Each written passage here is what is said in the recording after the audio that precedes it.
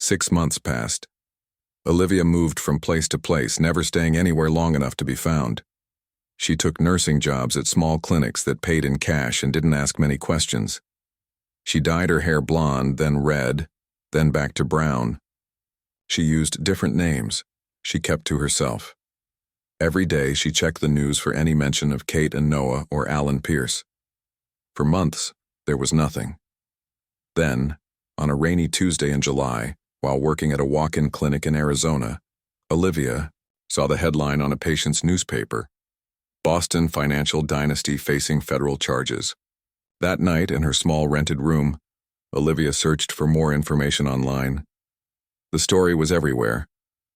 Federal agents had raided the offices of Pierce Investment Group.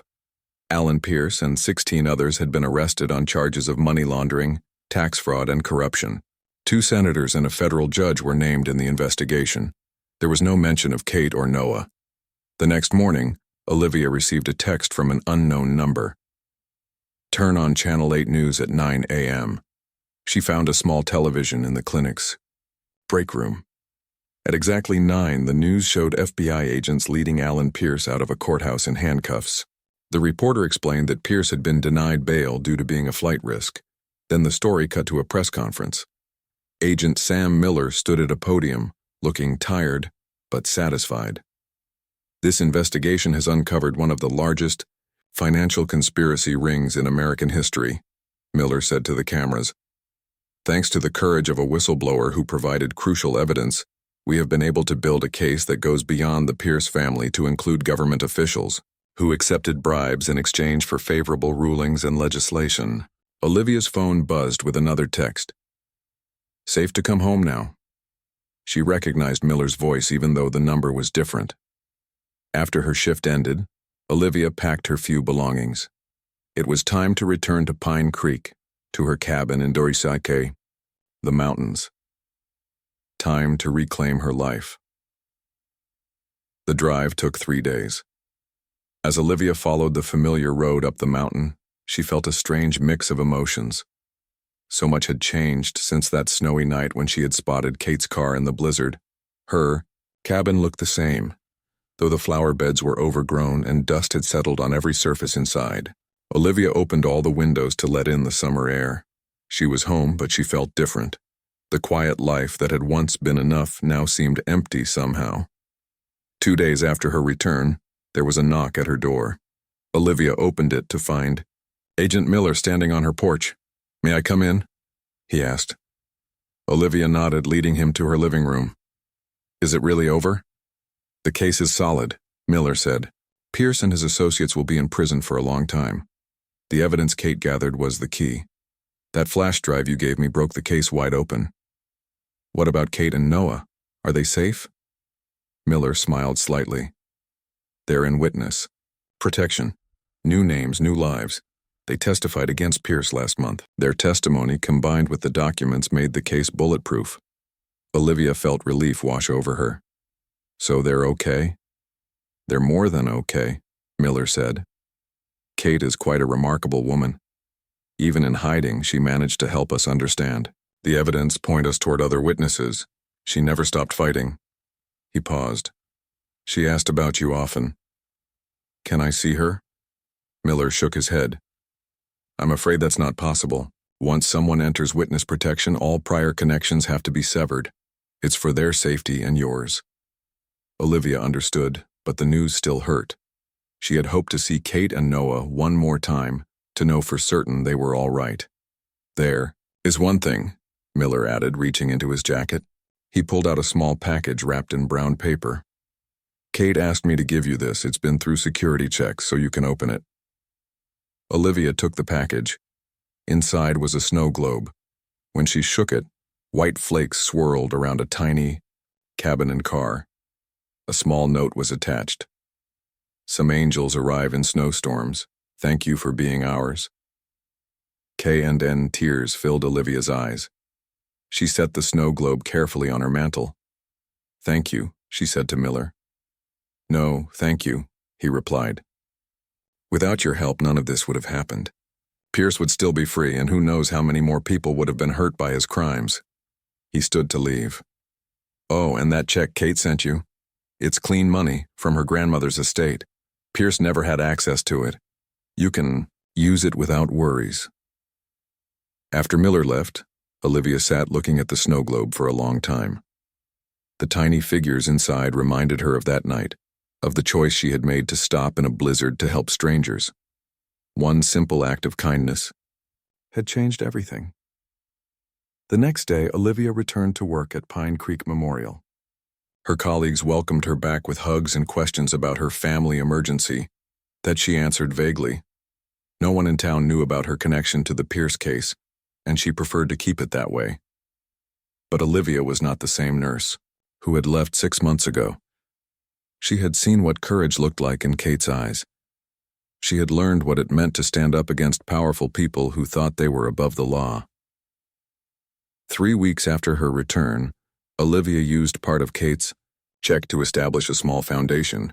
She called it Blizzard Angels, and its purpose was to provide safe housing and support for women and children fleeing domestic violence. She hired a lawyer to set everything up, ensuring her name was not publicly connected to the foundation. On the quiet nights, Olivia would sometimes shake the snow globe and watch the flakes swirl. She wondered where Kate and Noah were now, what their new names might be, whether they were happy. She hoped Noah was growing strong and that Kate had found peace in her new life. Olivia knew she would never see them again, but somewhere out there, a mother and child were safe because of choices Olivia had made, because she had stopped in a snowstorm, because she had opened her door to strangers, because she had been brave when it would have been easier to look away. Sometimes on her days off, Olivia would drive to nearby towns to check on the small safe houses her foundation had established. The women staying there didn't know who she was, just a friendly nurse who brought supplies and sat to talk for a while. They didn't know that she understood their fear better than most, or that she had once helped bring down powerful men who thought they could hurt others without consequences. They didn't need to know. It was enough that they were safe. And on snowy nights, when Olivia drove home along empty roads, she always slowed down to look for cars that might have slid off the path. You never knew when someone might need help. You never knew how one small act of kindness might change everything. Olivia stared at the television in shock. Kate's face smiled from the screen, a formal portrait that made her look wealthy and polished. Nothing like the frightened young mother Olivia had rescued from the snow. The news anchor continued speaking about the disappearance, calling it a high-profile custody dispute. Alan Pierce's photo appeared next, a handsome man with cold eyes and an expensive suit. Olivia's hands shook as she reached for her phone. She found the number Kate had given her and pressed call. It rang 4 times before a cautious voice answered. "This is Miller. Agent Miller, this is Olivia Bennett, Kate Morgan's friend from the Blizzard." A pause. "Ms. Bennett, I can't really talk right now." "I saw the news," Olivia said quickly, "about Kate and Noah being missing. Is it true?" Another pause, longer this time. "Not over the phone. Can you meet me tomorrow? Same coffee shop in Denver." "I'll be there at noon," Olivia said. "Come alone," Miller added before hanging up. Olivia barely slept that night. She kept thinking about Kate's letter and the flash drive hidden in her mother's jewelry box.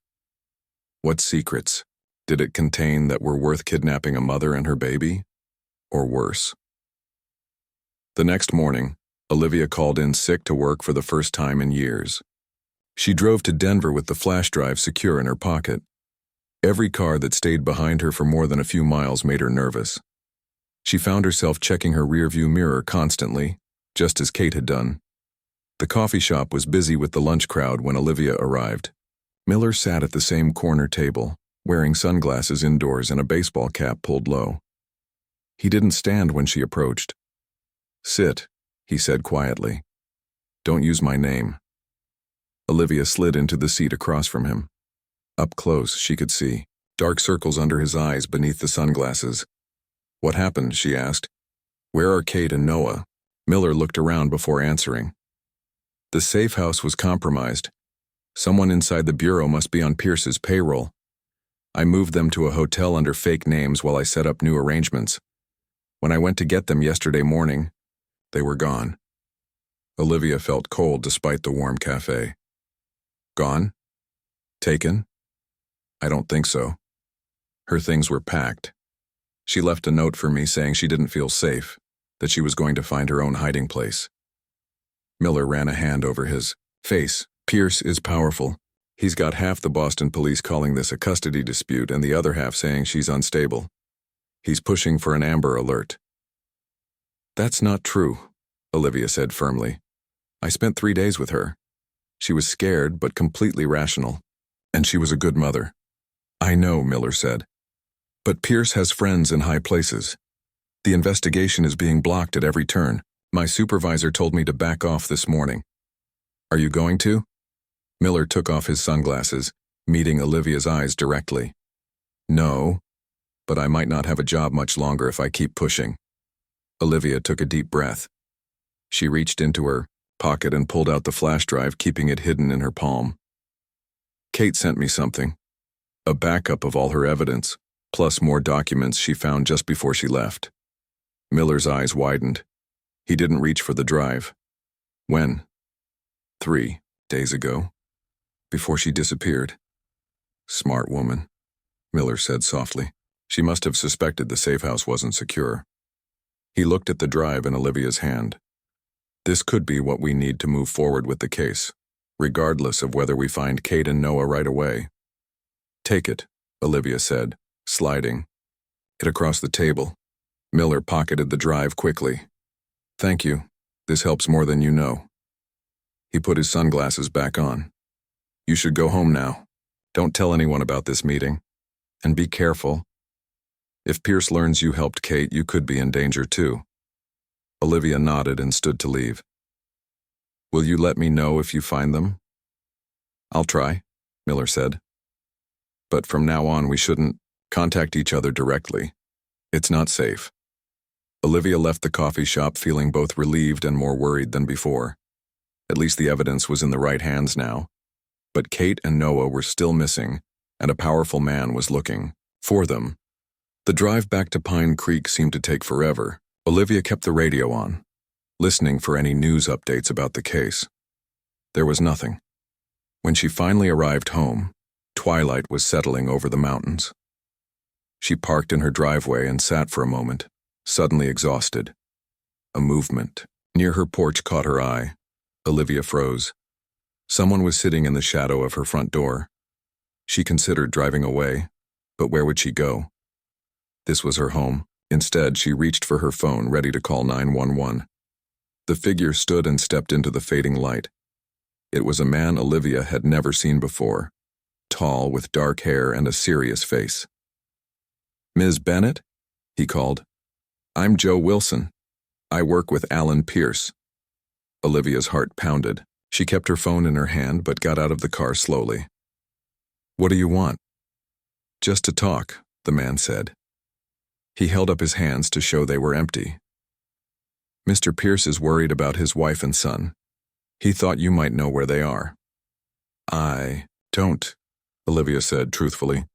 I haven't seen Kate since I dropped her off in Denver 2 weeks ago. Joe Wilson studied her face. Mr. Pierce is willing to pay for information, a lot of money. I already told you I don't know where they are. Wilson reached into his jacket pocket and pulled out a business card. If you remember anything or if she contacts you, call this number. There's a reward of $1 million for information leading to their safe return. Olivia took the card without looking at it. Is that all? For now, Wilson said. His tone made it clear this wasn't over. Mr. Pierce will be very grateful for your help, Ms. Bennett. He misses his family very much. After he left, Olivia went inside and locked every door and window. She sat in her living room with the lights off, thinking. If Pierce's men had found her, they might have been watching her for days. They might have seen her trip to Denver. They might know about her meeting with Miller. The thought made her shudder. She took Wilson's card and threw it in the fireplace, watching it curl and burn. That night, Olivia packed a small bag with clothes and essentials. She put Kate's check in an envelope along with a letter to her supervisor at the hospital, explaining that she needed to take an emergency leave of absence. She would mail it tomorrow. Just after dawn, Olivia locked her cabin and got in her car. She didn't know where she was going, only that she couldn't stay here. Pierce's men would be back, and next time, they might not be so polite. As she drove down the mountain road, Olivia realized that for the first time in her life she was truly afraid. Not the quick fear of an emergency room crisis or a car sliding on ice, but a deep, constant fear that followed her like a shadow, somewhere out. There, Kate was hiding with Noah, feeling this same fear. Somewhere, Agent Miller was risking his career to build a case against powerful men. And somewhere, Alan Pierce was looking for all of them. Olivia drove east, away from the rising sun. She had saved a mother and baby from a blizzard, a simple act of kindness. Now that kindness had pulled her into something much bigger and more dangerous than she could have imagined. There was no going back to her quiet life. Not until Kate and Noah were truly safe. The morning sun turned the snow into a sea of diamonds. Olivia checked her Subaru while Kate packed the few belongings she had brought with her. The main roads had been plowed overnight, and Olivia's driveway was clear enough to navigate. They were ready to make the 3-hour drive to Denver. "Are you sure about this?" Kate asked, buckling Noah into the car seat Olivia had retrieved from Kate's abandoned vehicle the day before. "You've already done so much." "I'm sure," Olivia said. She had called the hospital and taken 2 personal days. Her supervisor hadn't questioned it. Olivia rarely asked for time off. They set out just after 9. The sky was clear blue, a sharp contrast to the blizzard that had brought them together. As they drove down the mountain roads, Olivia kept checking her rearview mirror. Kate's story had made her cautious. "Do you have a contact in Denver?" Olivia asked. "Someone expecting you?" Kate nodded.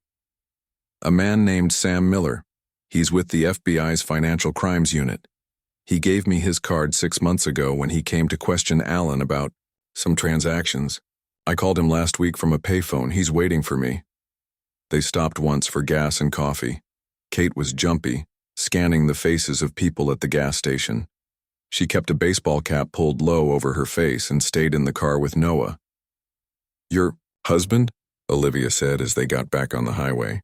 "Would he really come after you himself? Or would he send someone?" "Both," Kate said.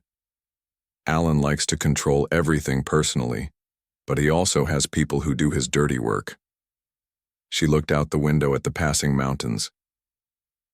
"His family has been powerful for generations. They think they're above the law." The miles passed. Noah slept in his car seat, waking only when they stopped for a quick lunch at a drive-thru. As they neared Denver, the traffic grew heavier. Tall buildings rose in the distance, a forest of glass and steel. "Where are we meeting your FBI contact?" Olivia asked. "A coffee shop downtown. Neutral territory.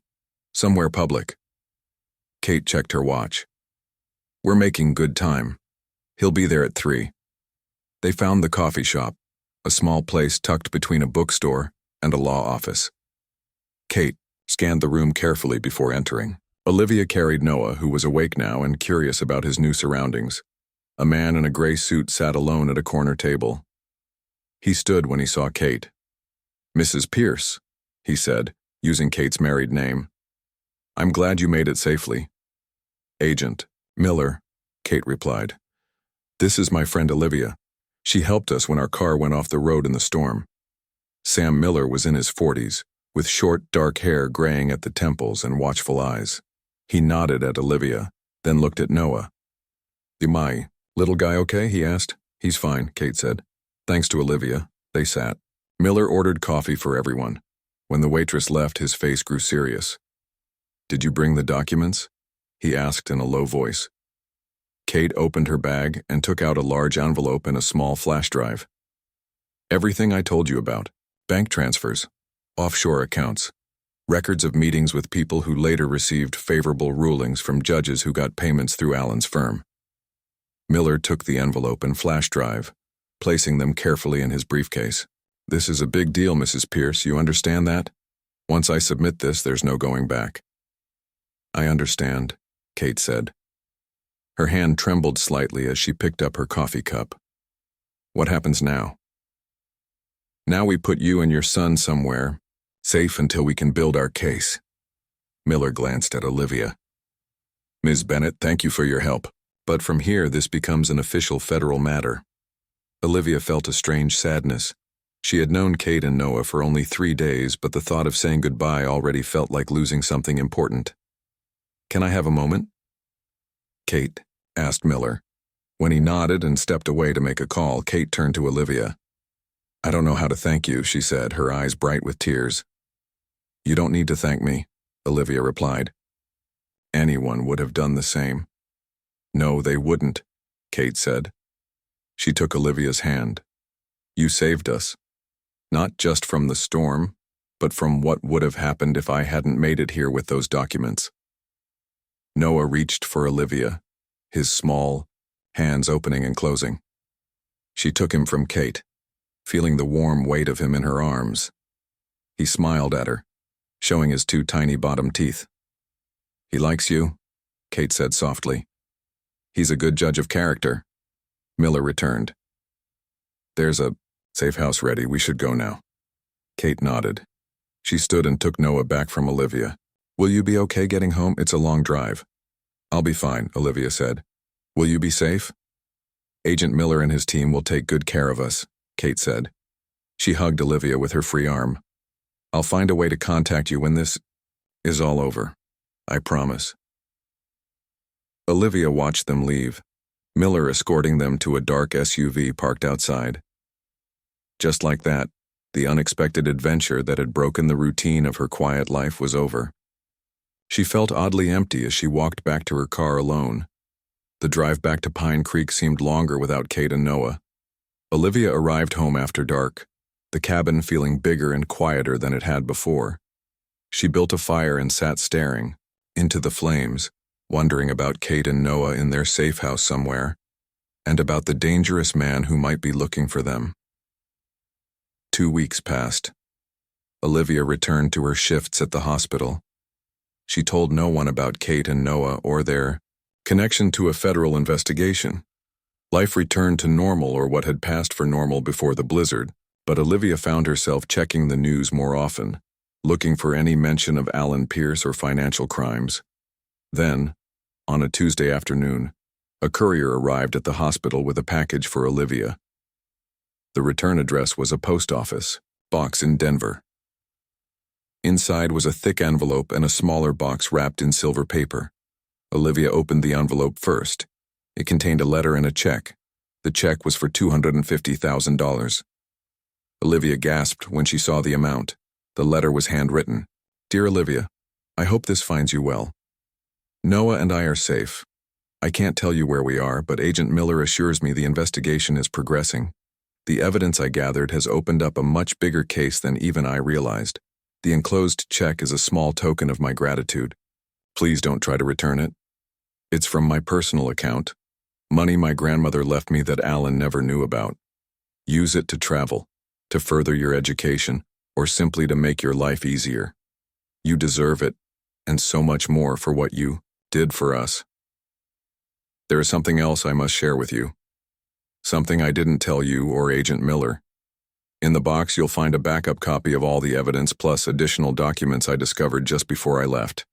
If anything happens to me, please get these to Miller. His direct number is included. I'm sorry to put this responsibility on you, but there's no one else I can trust. You're the only person who helped me without wanting something in return. Take care of yourself. Noah asks about Livia every day. With deepest gratitude, Kate, Olivia set down the letter with shaking hands. She opened the small box. Inside was a flash drive and a handwritten note with Miller's phone number. She looked at the check again. More money than she would make in 5 years at the hospital. It seemed unreal. That night, Olivia hid the flash drive in a secret compartment in an old jewelry box that had belonged to her mother. She put Miller's number in her phone under a fake name. The check she left on her kitchen table, still not sure what to do with it. 3 days later, Olivia turned on the evening news and saw Kate's face on the screen. The reporter's words made her blood run cold. Catherine Morgan Pierce, wife of prominent Boston financier Alan Pierce, has disappeared from a Denver hotel room along with their infant son, Mr. Pierce has issued a statement claiming his wife is mentally unstable and has kidnapped their child. The FBI has refused to comment on the case. Olivia's hand went to her mouth. She knew the truth. Kate wasn't mentally unstable, and this was no ordinary missing persons case. The game had just become much more dangerous. Morning came with soft light filtering through snow-covered windows. The blizzard had stopped sometime during the night, leaving behind a world of white. Olivia woke early, as she always did. Years of hospital shifts had trained her body to rise before the sun. She checked on Kate and Noah, who slept on her pull-out couch. Kate's breathing was normal now, her color good. The baby slept peacefully beside her, tiny fists curled near his face. Olivia touched his cheek gently. His skin felt warm. Not the dangerous heat of fever, but the healthy warmth of a baby who had escaped the cold. Olivia moved quietly to the kitchen. She tried the phone mounted on her wall. No dial tone. Through the window, she could see power lines draped with heavy snow. She checked her cell phone. Still no signal. They were cut off. From the world, Olivia wasn't worried. Her cabin was well stocked. She always kept extra food, water, and firewood for winter emergencies. Living alone in the mountains had taught her to be ready for anything. She started breakfast, the smell of coffee and pancakes soon filling the small cabin. Kate woke to the sound of a spoon stirring against a mug. She blinked, taking in the unfamiliar room. For a moment, panic crossed her face. Then she saw Olivia and remembered. "Good morning," Olivia said, bringing over a steaming mug. "Coffee?" Kate sat up carefully, not wanting to wake Noah. "Thank you for everything." "How are you feeling?" "Better. Warmer." Kate took the mug with both hands. "Is the storm over?" "The snow stopped, but we're still snowed in. Roads won't be cleared for a while out here. We're pretty far from town." Kate nodded, looking down at her sleeping baby. "I don't know what would have happened if you hadn't found us." Olivia didn't say what they both knew. In that kind of cold, without help, death came quickly. Especially for a baby. "I'm glad I was there," she said instead. "Hungry? I made pancakes." After breakfast, Olivia checked their supplies while Kate gave Noah a bath in the kitchen sink. The baby splashed and giggled, showing no signs of their dangerous night. "He seems happy," Olivia said, smiling at the baby's play. "He's always been strong," Kate replied. She hesitated, then added, "Noah's been through a lot already, even though he's so little." Olivia heard the weight in Kate's words. She waited, giving the young mother space to say more if she wanted to. Kate wrapped Noah in a towel. "I left his father 3 days ago in the middle of the night." "That must have been hard," Olivia said simply. "Alan." Kate's voice caught on the name. "He wasn't always bad, or maybe he was, and I just didn't see it." She cuddled Noah close. "When I got pregnant, something changed. He became controlling. Then he started getting angry, pushing me, then hitting." Olivia nodded. She'd heard similar stories in the emergency room too many times. "The last straw was when he shook Noah for crying," Kate continued, her voice dropping to a whisper. "He was drunk. I got between them and he knocked me down. That night I packed what I could carry and took his least favorite car. I just drove west." "You did the right thing," Olivia said. "For both of you." Kate smiled sadly. "Alan won't see it that way. He'll be looking for us." "Is he dangerous?" Kate looked out the window at the endless white. "Yes. He has money, connections, a bad temper." "Well, no one's finding anyone in this," Olivia said, gesturing to the snow-covered landscape. "And when the road's clear, we'll figure out your next steps." The day passed quietly. They talked by the fire while Noah napped or played on a blanket Olivia had spread on the floor. Kate was 28, 4 years younger than Olivia. She had worked in art galleries in Boston before Noah was born. Olivia shared stories from the hospital, the funny and touching moments that balanced out the hard ones. By evening, they felt like old friends. Olivia made a simple dinner of canned soup and bread. The power flickered twice but stayed on. "Will you have to work tomorrow?" Kate asked as they washed dishes together. "Not if the roads are still bad," The hospital knows I won't come in if it's not safe to drive. They'll be short-staffed, but everyone pitches in during weather emergencies. How long have you lived here? 5 years, Olivia said. This was my parents' vacation cabin.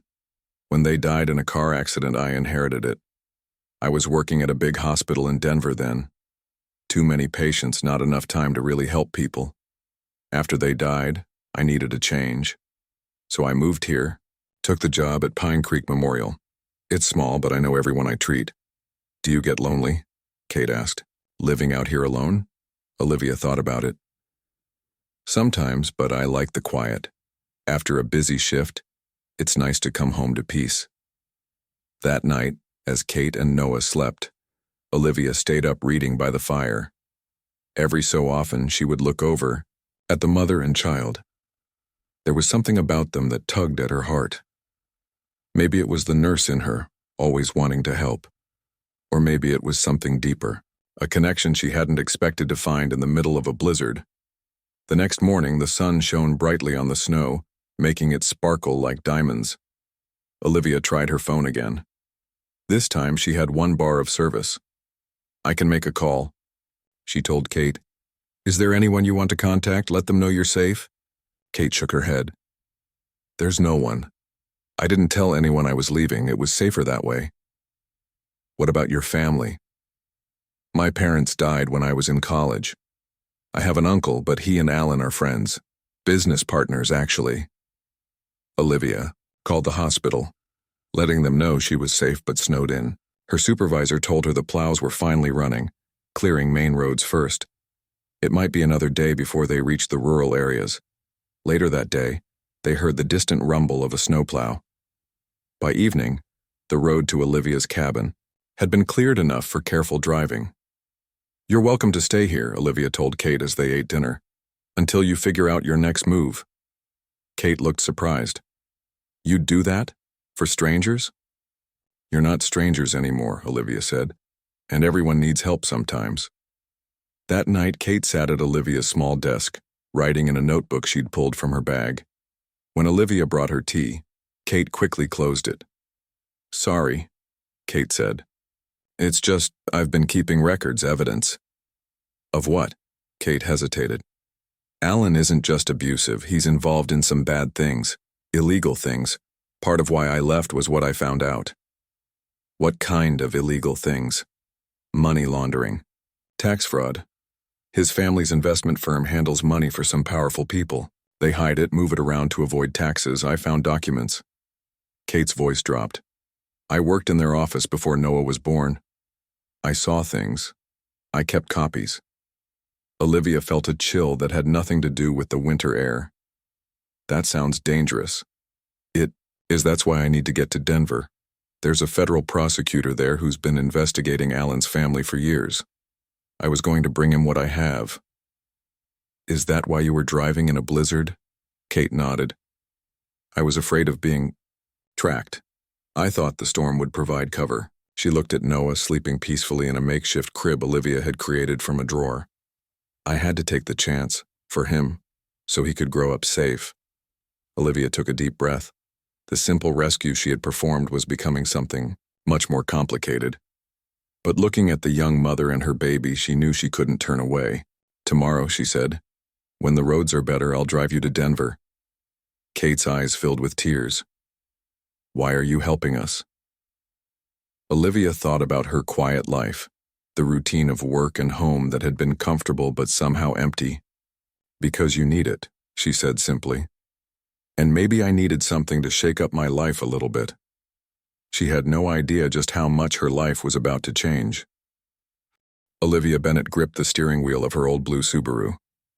The snow came down harder now.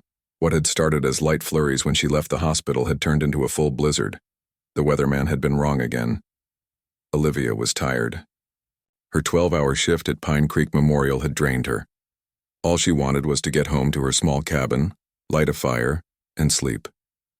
But the world had other plans. The windshield wipers fought against the heavy snow, barely clearing her view before white flakes covered the glass again. The road ahead was disappearing. Olivia leaned forward, squinting through the small patch of clear glass. Her headlights cut through the darkness but showed only swirling white. Just 5 more miles, she whispered to herself. Her cabin waited for her at the end of this rural highway, nestled among pine trees, a safe place. The digital clock on her dashboard read 7:42 p.m. Night had fallen early, as it did in January in Colorado. The temperature outside had dropped to 12 degrees. Inside her car, the heater blasted warm air that smelled faintly of pine from the little tree-shaped air freshener hanging from her mirror. Olivia slowed the car to 20 miles per hour. Even that felt too fast on the slippery road. Her tires crunched over fresh snow. No other cars had passed this way recently. Most people in Pine Creek had the sense to stay home when the weather turned, but Olivia had needed to finish her shift. The small hospital couldn't afford to lose nurses during the busy winter season, when skiing accidents and hypothermia cases filled the beds. Through the curtain of snow, something caught her eye. A flash of red, half buried in a snowdrift just off the right side of the road. Olivia narrowed her eyes. As she drew closer, the shape became clear. A car, its back end sticking out from the snow at an odd angle. Oh no, she breathed. She should call it in. But when she grabbed her phone, the screen showed no signal. The storm had knocked out reception. It often happened in these mountains. Olivia slowed her car and pulled over, leaving the headlights pointing toward the crashed vehicle. She reached into her glove compartment and pulled out a small flashlight. In the back seat was her emergency kit, another habit from years of nursing. She grabbed it, along with the thick wool blanket she kept for cold mornings. The moment she stepped outside, the cold hit her like a physical blow. The wind drove tiny ice crystals against her face. She pulled her scarf up over her nose and mouth and zipped her coat higher. The snow reached halfway up her calves as she pushed forward toward the red car. As Olivia approached, she could see the vehicle had slid off the road and hit a tree. Snow had piled up around it, almost covering the driver's side. The passenger side faced the road. Through frosted windows, Olivia could make out movement inside. Someone was alive in there. She tried the passenger door. It opened with a crack as ice broke around the frame.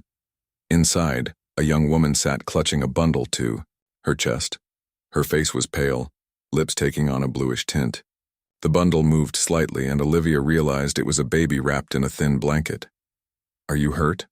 Olivia asked, her nurse's training taking over. The woman looked up, her eyes unfocused. "Help," she whispered. "My baby.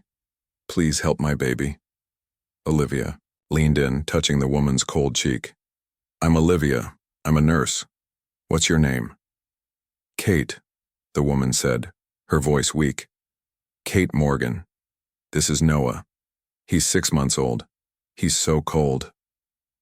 Olivia touched the baby's face. His skin was cool, but he was still moving, making small sounds. A good sign, but they needed to get warm fast.